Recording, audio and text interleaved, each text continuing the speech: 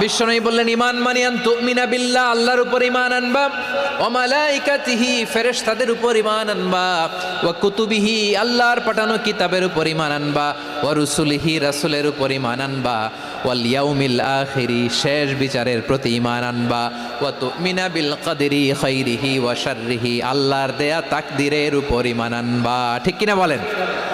তাহলে এই 6টা মৌলিক বিষয়ের উপর বিশ্বাসকে বলে ঈমান। আল্লাহ ওই ঈমানদারদেরকে পছন্দ করে যাদের ঈমান এরকম মজবুত। আল্লাহ বললেন, ওয়াল মুমিনিনা ওয়াল মুমিনাতি, ঈমানদার পুরুষ এবং নারীরাও আমার কাছে বড্ড প্রিয়। তাহলে আমার প্রিয় ভাইয়েরা, ইসলাম যেমনি বুঝেছেন সারেন্ডার, ঈমান মানে হচ্ছে বিশ্বাস, বিশ্বাসের স্বীকৃতি। এই বিশ্বাস না থাকলে ওই মানুষের কোনো দাম নাই। ঈমান ছাড়া নেক আমলের কোনো দাম নাই।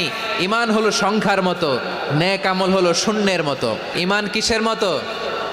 সংখ্যা। আর নেক আমল শূন্য। আচ্ছা, আপনি ঈমান আনেন না, ঈমান ছাড়া খালি নেক আমল, তাহাজ্জুদ, নামাজ, রোজা, জিকির, আজকার, এক এক ইবাদতের কারণে খালি শূন্য পাইতেছেন। শূন্য পেতে পেতে পেতে পেতে হাজারটা শূন্য। এটার কোনো দাম আছে? কথা কয় না, দাম আছে। কিন্তু আপনি ঈমান আনার পর একটা সংখ্যা পেয়ে গেলেন, এক। এবার নেক আমল করলেই একের পাশে শূন্য বসে গেলে কত হয়?